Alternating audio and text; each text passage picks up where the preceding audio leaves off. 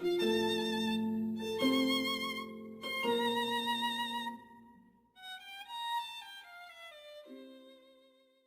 aí pessoal do canal Tranquilo, estamos aí com mais um vídeo do professor Olavo de Carvalho. Aqui ele vai falar um pouco sobre a esquerda, sobre o pessoal da esquerda, os esquerdistas mesmo, como eles pensam, como eles agem, como um governo de esquerda age. A gente aqui no Brasil já conhece muito bem, né?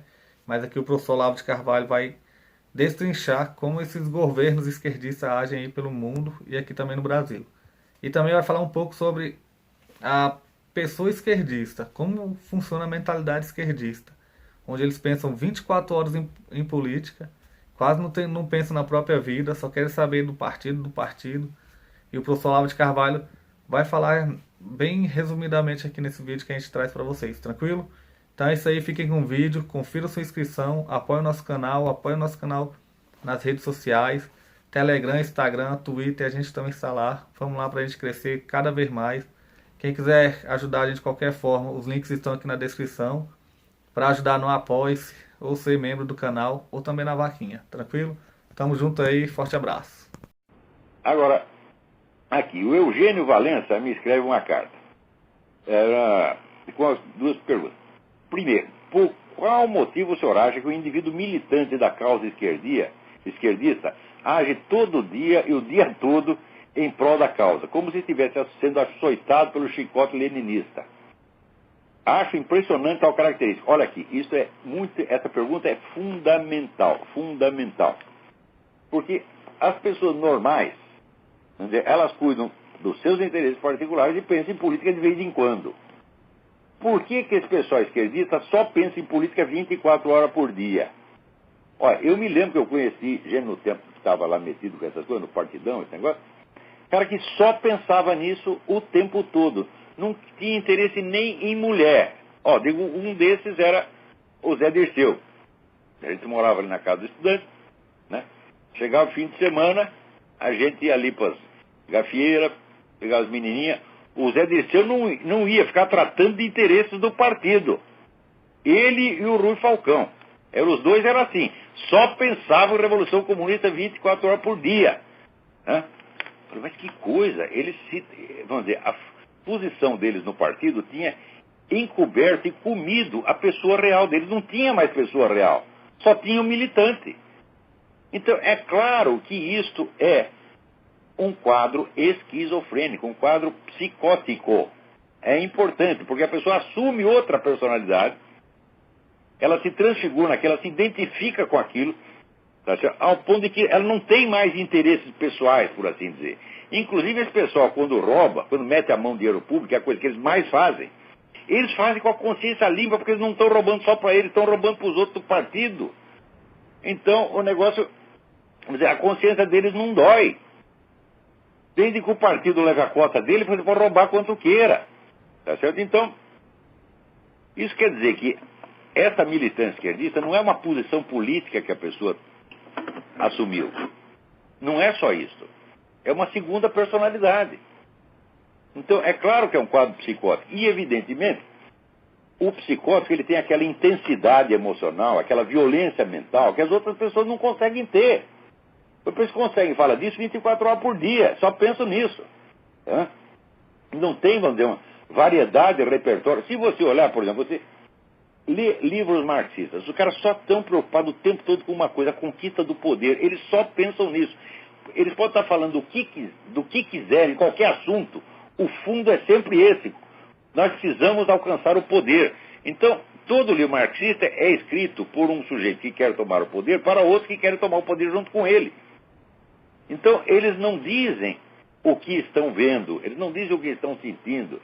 Eles dizem o que eles acham que você tem de acreditar para você dar o poder para eles. Então, é sempre uma linguagem dupla, tem dois andares da linguagem, né? Se uma pessoa que está por fora, que lê aquilo, tem lá um monte de palavra em código que ele não entende, só a militância entende. A não ser que você adquira alguma parte, que estude o negócio. Então, você vê, eu sempre digo que tem duas maneiras de você mentir. Uma eu chamo de contaminação, a outra eu chamo de intoxicação. Contaminação é o seguinte, você fala um monte de coisas verdadeiras ou inócuas e coloca uma mentirinha lá no meio, mas uma mentirinha decisiva, bem disfarçadinha. Então você engole aquilo sem perceber e depois aquilo vai desencadeando um efeito gradativamente, vai tomando ali o seu subconsciente e afetando o campo inteiro da sua percepção do mundo. A segunda maneira, que eu chamo de intoxicação, é o seguinte: o sujeito mentiu o tempo todo, em tal velocidade, com tal variedade, que você não aguente, você não dá para você discutir com o cara, porque para desmenti-lo você precisaria escrever uma enciclopédia. Então, por exemplo, agora lendo esse último livro do Antônio Negri, que é uma entrevista que ele deu para um outro fulano, você olha a cara dos dois, tem a fotografia dos dois na contracapa, e você olha assim: eu compraria um velocípede usado de um desses caras. Fala, mas de jeito nenhum, mas de jeito nenhum. O velocípede não vai funcionar, vai vir com o pneu furado. Você olha a cara deles e fala, pelo amor de Deus, né? Então, ali Al Capone e Luke Luciano, né? Então, eu já fiquei com medo de ver a cara deles ali atrás. Mas quando você vai ler, o Antônio Negri, ele consegue mentir com uma intensidade que ele não para. Assim, a média é 3 ou 4 mentiras por página. Então, quando você chega na página 5, você está completamente derrotado. Você fala, olha, ou eu vou engolir tudo que esse cara está falando, ou então vou jogar esse livro fora já. Porque é tanta mentira, mas tanta. Né? Então, como é que um cara consegue fazer isso? É porque isso não é uma posição política que ele tem. Ele não controla esse processo. Ele não está mentindo deliberadamente. Não. Ele se incorporou à máquina de mentir. Ele já se transformou naquilo. É uma segunda personalidade. Então é claro que é um quadro psicótico. Toda, vamos dizer, participação direta ou indireta na mentalidade revolucionária é psicose, gente.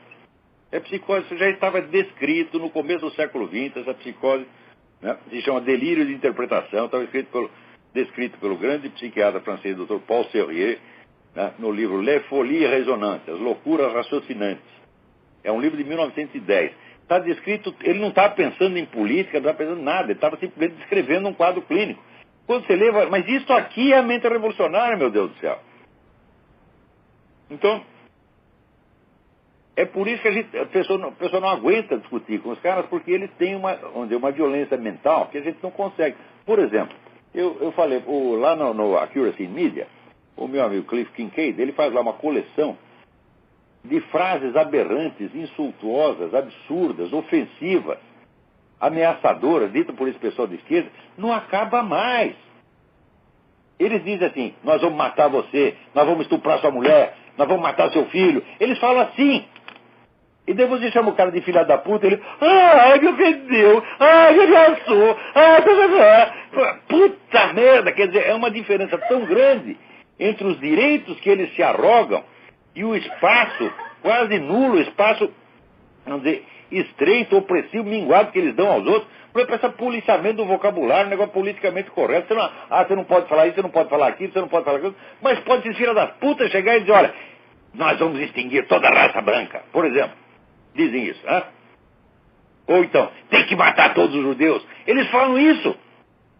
Não é nenhum nem dois, são centenas deles que falam isso de jeito importante, não é um maluco que está bêbado na esquina. O cara fala isso da cátedra universitária, fala isso no parlamento, né? E o outro lado fica quietinho, porque se inibe. É isso que nós estamos vendo dia após dia. Por exemplo, a gente vê essa mendacidade desse pessoal do PT que está no poder. Eles mentem de uma maneira assim, que não para. O Lula é 4, 5 por dia, porra. Agora chega esse outro Michel Temer, acho que esse é pior que o Lula. Porque você tem aquela cara de ostra, tá, né? E aquele negócio do que o Lula tinha proposto transformar as Farc em partido político, ele diz, o Lula não disse nada disso, mas ele disse com a melhor das intenções. Eu digo, mas se ele não disse nada, como é que pode ter dito com boa ou má intenção? Quer dizer, na mesma linha, o cara diz, eu estou mentindo, eu sou vigarista, né? Tem que ter, sabe, aqueles carimbinhos na testa, assim, ó, vigarista.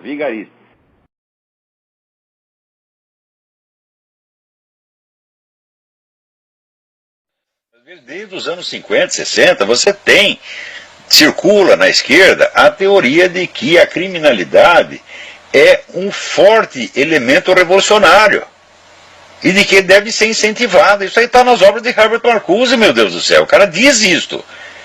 E essa putada toda que está no governo hoje, foram todos formados nesta mentalidade. Você tem que incentivar a criminalidade, a putaria, as drogas, etc, etc. Porque no tempo de Karl Marx dizia que a força revolucionária é o proletariado. Aos poucos eles foram mudando e falaram, não, a força revolucionária são os bandidos, as putas, os drogados. Então isso é uma política deliberada de criar uma situação revolucionária.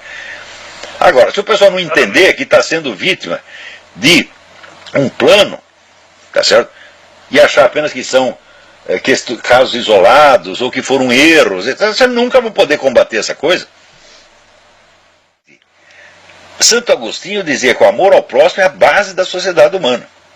Agora, se cada um só pensa em si, só pensa, não, tem que preservar o meu cu e o resto que se foda, pronto, acabou a sociedade, pô. E acabou a sociedade, você cria uma situação de anarquia onde quem vai ganhar? Os industriais da anarquia, os caras que são, o movimento revolucionário que vive disto. Você vê, o movimento revolucionário nunca conseguiu criar uma sociedade próspera. Você olha os países socialistas, estão todos na miséria. Então, eles não conseguem criar uma economia que funcione, mas eles conseguem destruir as economias, e eles vivem disso, pô. Quanto mais anarquia, quanto mais destruição, mais poderosos eles se tornam.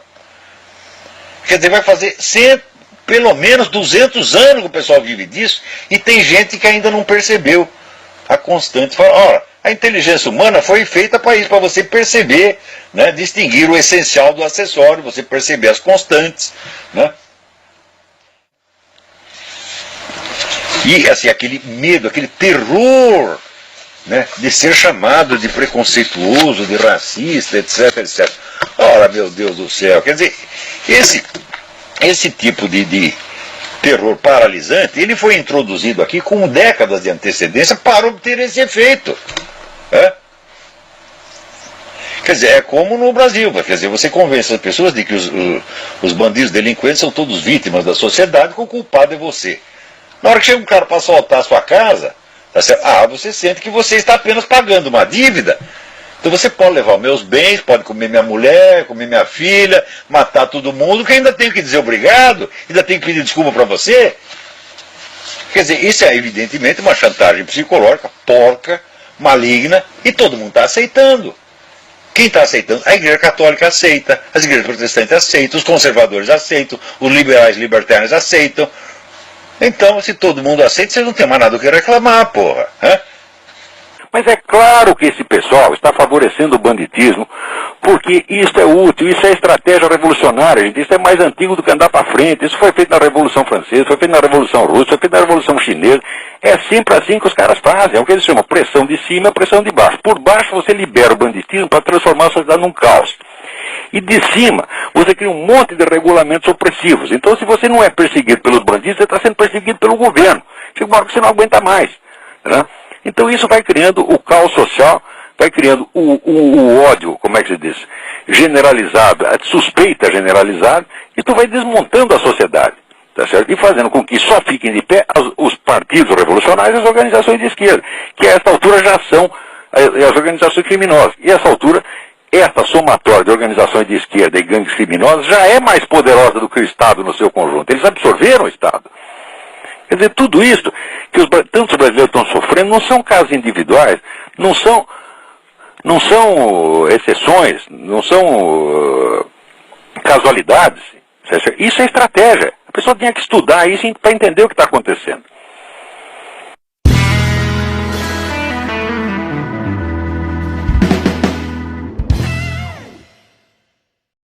Não. Esse aqui é nosso estúdio aqui improvisado. A gente teve que mudar do outro lá. Tô aqui gravando aqui no meu quarto. É isso aí. Bola pra frente. Quem puder, apoie o nosso canal, seja membro. Agora a gente vai ter vídeo semanal aí sobre o governo Bolsonaro. Em apoio aí ao governo. Vamos fazer direto. Tamo junto aí. E bola pra frente. Valeu, forte abraço. Na comunidade a gente sempre coloca link dos livros. Tem esse livro aqui, Política, Ideologia e Conspirações, que é muito bom. A Corrupção da Inteligência, de Flávio Gordon. Tudo tem lá os links, é da Amazon, você pode comprar que o livro chega na sua casa. Dá essa força aí pra gente, compra os livros com a gente, beleza? Segue a gente no Instagram, no Twitter e se inscreva aí no canal.